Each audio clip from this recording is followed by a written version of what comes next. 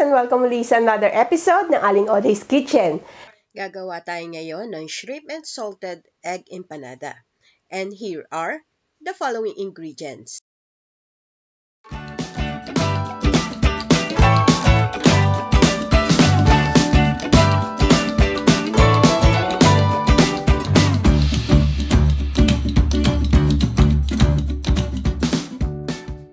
Ang ating first step dito sa ating saucepan, pakukuluan lang natin yung patatas. Gagawin lang natin itong half cook.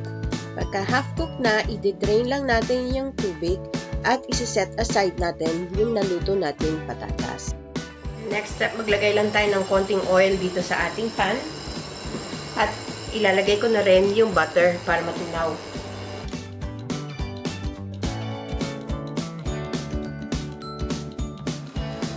I-add ko na rin yung onion, finely chopped. Maliliit lang.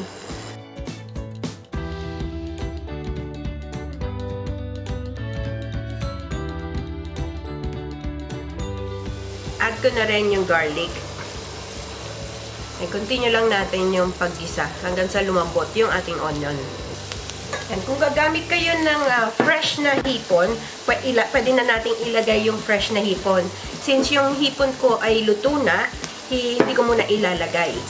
Yung munang potato na niluto natin ng half cook, isa natin.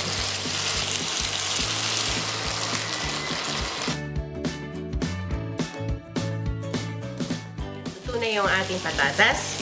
Ilalagay ko na yung aking shrimp at yung ating egg, salted egg.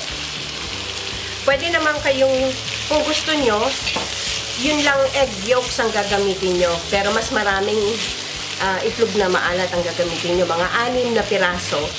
Tapos yung egg yolk lang ang gagamitin nyo. I-grate nyo lang siya or dudurugin nyo. Then isama nyo na dito. Since nangihinayang ako dun sa egg white, sinama ko na lang din. Ito na rin ito ng salt. Adjust nyo na lang according to your taste. And pepper. Lagay ko na rin yung ating lemon juice.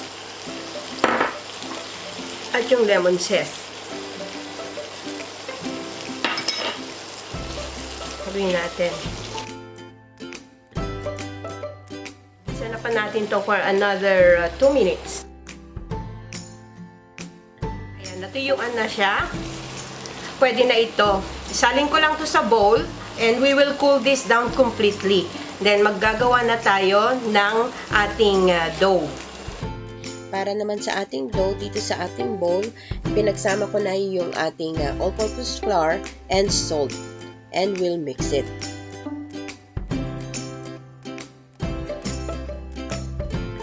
Then i-add ko na yung ating butter na cut into cubes. Kailangan yung butter matigas pa siya. At imamash natin ito together with the flour. Kailangan maging pino ang ating mixture. Kailangan parang breadcrumbs na ang texture. Ayan, crumbly na yung ating mixture. Pwede na ito. I-add na natin yung ice cold water. Dahan-dahan lang ang paglagay. Anduin lang natin ito hanggang mag-form ng dough.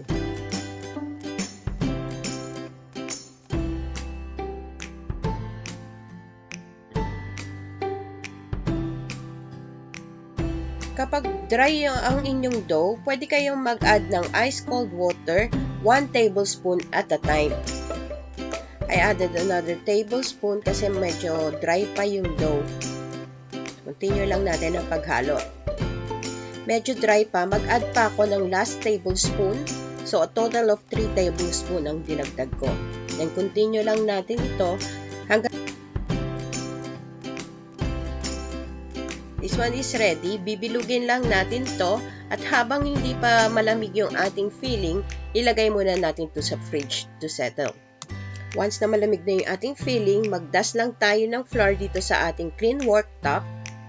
At itadust din natin yung rolling pin. Then, transfer na natin yung dough sa ating worktop. I-press down lang natin to flatten a bit. Hatiin ko lang ito sa dalawa para mas madali siyang i-rolling pin or i-flatten. I-press ko muna by hand and then using a rolling pin, ipa-flatten natin to hanggang sa numipis.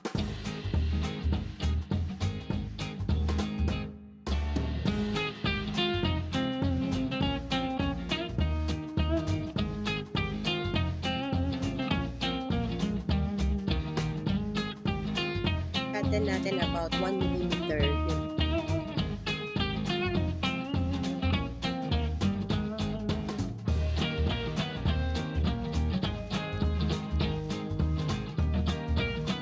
Continue lang natin yung pag-cut at pag-flatten yung iba pang dough.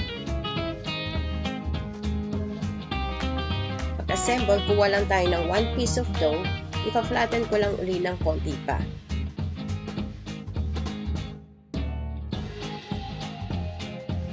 And then, using egg, gagamitin ko to pang seal.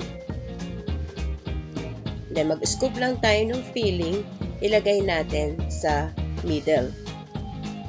At tansyahin nyo na lang kung gaano karami ang ilalagay nyo.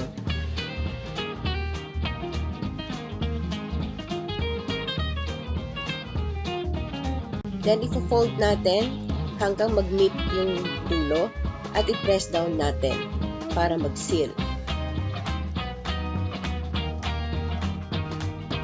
Then, yung tip lang ng ating utinidor, i-press down natin sa dulo para lang mag-seal siya completely.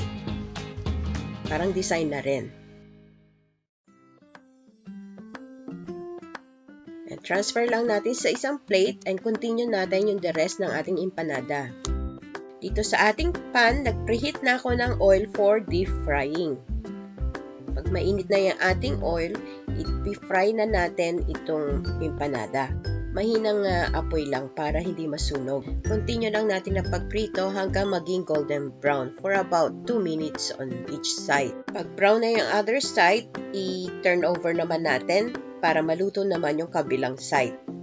Again, i-continue lang natin na pagprito hanggang maging golden brown. After about 5 minutes of frying, ready na ito. Transfer na natin to sa plate lined with the paper towel to absorb the excess oil. Continue lang natin na pagprito hanggang sa matapos natin lahat. And there you have it, our shrimp and salted egg empanada.